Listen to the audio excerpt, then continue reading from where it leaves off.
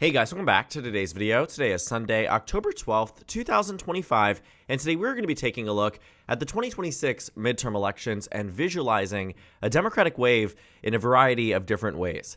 On your screen right now is a website I love to use. I would encourage that you use it all the time. It's map.jacksonjude.com. It's in the description box down below, but it allows you this very unique tool that you don't often find on election websites, which is an adjusting of the margins in these races here, where we can actually see visually what a difference would look like on the national stage. For instance, if Democrats were to do 1.5 points better from 2024, 20 points better from 2024. So all of these different things that we can really unpack here. What we're going to do is we're going to visualize what the map would look like, again, on a generic ballot in each different direction. On the Democratic side this time, we'll talk about it for Republicans in a future video, and we'll talk about, potentially even a blue tsunami in another one. But the focus here is going to be taking these 2024 results where almost every single state, save maybe California, maybe Missouri, TBD on Indiana, and Texas, the majority of states, 90% of them, we'll have the same congressional maps here, and we can do our own internal, math calculations here. If California and Texas are counteracting each other, not really worth that much, looking at. But the point is that we're going to take these election results, and we're going to make it so, Democrats are going to be winning the national popular vote by 2, 4, 6, 8, and 10, and really seeing the difference in overall result there. So what we know is that in the last election, it was the Democrats who lost the Republicans on the national stage by a pretty significant amount. You're talking here roughly about 3 points here, 2.5, 2.6% to be exact. But the point is that it was larger than when Kamala Harris lost the popular vote to Donald Trump on the national stage.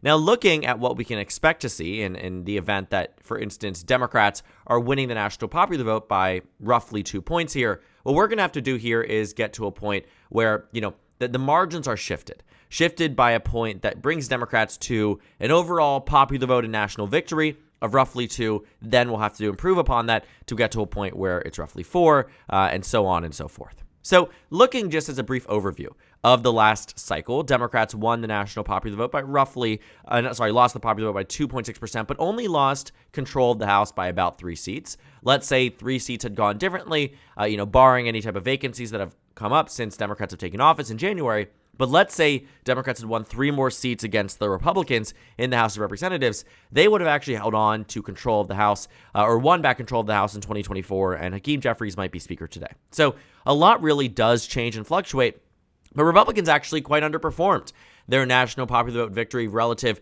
to the amount of seats that they got. I think a lot of this has to do with the fact that they really were able to, axe down on some of these safer Democratic districts, but it didn't necessarily mean that they were winning the competitive ones. When you look at the toss-up districts, it's a stark contrast from 2020 when Republicans won every single competitive district in 2020, according to the New York Times, whereas this time around, Democrats were winning roughly half. So a very different election, a very different set of circumstances. Let's take a look at what the national stage would look like if Democrats were to win that national popular vote by roughly 2 points. So given that, Democrats had lost the popular vote by 2.6%, to get them to a point where they were winning it by roughly 2, you'd have to swing the electorate here by roughly 4.6, which already at baseline is going to give Democrats, a pretty good amount across the country, just because we know that Democrats were already coming into this position with, a pretty notable advantage. So if Democrats, assuming that this math is correct, Democrats, and that it translates to every single district, again, Texas might be different, California might be different, Texas is going to be different, California might be, we'll know in about 2 weeks' time. The point is that right now, taking a look at where we are, if Democrats were to win the national popular vote, assuming that this universal shift happens, they would reach 229 seats across the country, which is not at all a bad place to be. I mean, even if you were just to take the map here, just to go back to baseline, what it looks like versus what it is under this circumstance, even if you were just to shift the map by, let's say, 1.5 points and take away, where the Republicans are, shift all by 1.5, the Democrats would reach 219 seats. And that makes sense, right? You're taking away some of these seats here. So if Democrats were to win nationally by 2.5 points, I'm going to refresh this page just so we can use it as the baseline. This is what the map would look like. It gets even worse for Republicans as you get to a point where you need to add an additional 2. So we swung the map here by 4.6 to bring the Democrats to 229 seats. Let's continue. Let's say that, we get to a point where Democrats are doing it again and they are outpacing and outperforming. The shift here won't be as dramatic just because we already know what the baseline looks like. But let's say instead of shifting it by 4.6, it shifted by 6.6. Well, that brings the Democrats to 234 seats across the country. That brings them to a position that is roughly on par with that of the 2018 midterm elections when they won, a pretty notable amount, 235 seats. So a Democratic +2 national popular vote environment brings Democrats to 229. +4 brings them to 234. Let's take a look at what it looks like when it's a 6-point margin. So we just shifted here by 6.6. Let's shift it by 8.6. The numbers get better for Democrats, but only incrementally. We start to see where some of the districts that might have gone to the GOP under the older map are now going to the Democrats. For instance, the most notable one I see is over here in Montana, where, this district is going from lean red to tilt for the Democratic Party. So again, just as a baseline to see what the differences are, this is the baseline 24 cycle. This is Democrats winning by 2, winning by 4, and winning by 6. Let's take a look at the extreme end, and Democrats win by the same margin they did by roughly that in 2018 when they won the national popular vote by roughly 8 points here. So we just shifted by 8.6. Let's shift by 10.6. All of a sudden, here's where we're at. Democrats are winning 241 seats across the country. So significantly more than, what that number looks like at baseline. Obviously more than the Democrats +2, +4, +6. The +8 here is really where you start to see the territory getting quite good for the Democratic Party, which is exactly why Republicans are trying to mitigate many losses that they are expecting to have across a number of these districts. The final thing that we're going to look at is a Democrat +10-point shift here. Obviously, that's not what happened in 2018, but I think it's worth investigating. Let's say Democrats swing that vote by, 10 points, and they end up winning nationally. The map looks like this, 246 to 189. Now, the funny thing about this is that actually looking at the House history, this is not, in fact, the Democrats' largest majority they have seen. In 2008, they won the national popular vote against the Republicans by roughly 11 points. And what that translated to was a House map like this of Democrats winning 257 seats to the Republicans at 178. It was the largest House majority Democrats had seen since 1992, and I think even before then, because when you go back to 92, the numbers are actually, no, maybe it was 92, because that's when 2004 was when Democrats lost control of the House for the first time in 40 years. But in 2008, it returned to its glory with Democrats winning 257 seats, only for 2 years later them to lose a significant number of these seats. Republicans gained 63. But back to this point here, what this would do would essentially usher in the largest Democratic majority they have seen in a tremendously long time. And even, too, the other maps would likely contribute to that as well. Even a Democrat +8 map would bring Democrats back to a point roughly on par, not as good as 2008, but roughly around there, and an improvement on 2018. So as we go through these maps here, again, baseline, Democrats +2, this is not a bad place to be and really shows exactly why the Republican Party is quite terrified across the country. What they know is that if Democrats are to win nationally by 2 points, it completely changes the House math and improves the chances at which Democrats win the House majority tenfold, right? If they're losing the popular vote, chances are Democrats are not winning the House majority. But based off this math here, they don't need to win it by a lot in order to reach roughly 229 seats.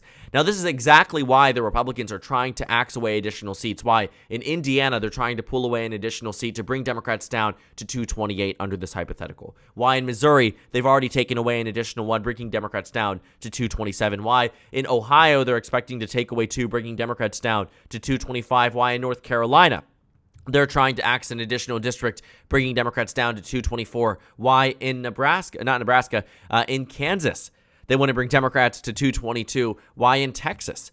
If the 5 seats go away, Democrats lose the majority with the Democrat +2 House majority. So you can really start to see exactly why they're doing the things they do with gerrymandering and redrawing of the maps in the middle of the decade. But it also explains why states like California need to counteract it on the Democratic side, why states in Maryland need to counteract it on the Democratic side, why there's this conversation being had in these blue states about their abilities to do it, because Republicans have already started and are never going to stop no matter what the Democrats do.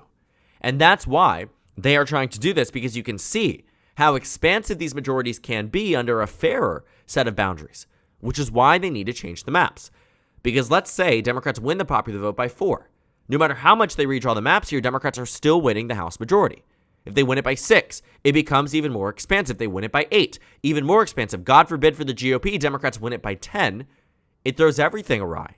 It throws everything into, a ballpark where Republicans aren't even expecting Democrats to get this close.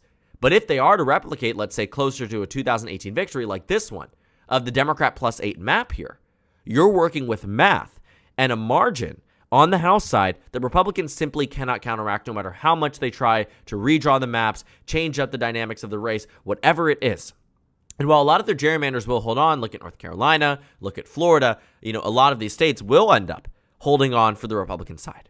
At the end of the day, the math here for the Democrats is if you win the popular vote by 2 to 10 points, you more likely than not are winning the House majority, which is why we are confident on this end the Democrats will win the House majority in 2026, barring an existential crisis with the party or a massive change in, let's say a new census is brought about, they misapportion seats here to try to give Republicans advantages, whatever it is. Maybe we'll see that happen because this administration seems to know no end to try to mitigate their midterm losses.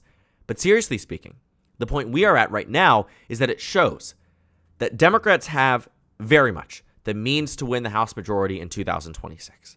Whether it's a narrow majority or whether it's an expansive one, a lot of it comes down to how they perform on the national level. But visually speaking, a very big and stark contrast with the 2024 results of Republicans having that very slim House majority to Democrats narrowly winning the popular vote and getting nearly the numbers they got in 2018. And inching closer and closer to it, that by the time they reach a Democrat +6 national popular vote margin, which is roughly 2.5 points worse than 2018, they actually outpace their 2018 House seats. And if it gets worse for the GOP, let's say Democrats win by 8 or win by 10, the math gets a lot bluer. So this is where we're at. Baseline, Democrats +2, Democrats +4, Democrats +6, and Democrats +8, and finally, Democrats +10. We can see some visualizations on it in the other direction and also in an even more extreme direction on both sides in future videos. But this is what a blue wave shows.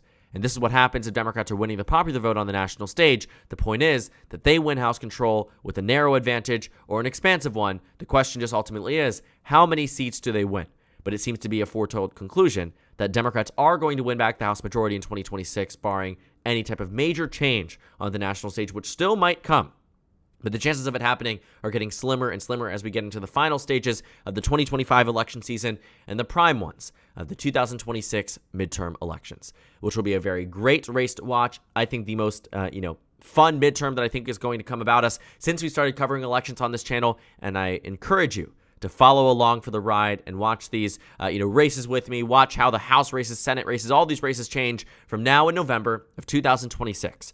But if these House numbers and these metrics and estimates are indicative of anything, it is that Democrats absolutely have a fighting chance in the House of Representatives, even as Republicans aim to really redraw the maps on the nationwide stage. Democrats still are likely to win back House control in 2026. So thank you guys so much for watching this video. Make sure to comment down suggestions below. Subscribe on the left if you haven't already, and check out the Instagram and Twitter. At the bottom left of the screen, there's also a Discord server for you to go ahead and join. On the screen, there's a video for you to watch, and then a playlist for my 2026 House election analysis videos. Again, thank you guys so much for watching, and I will see you all later today.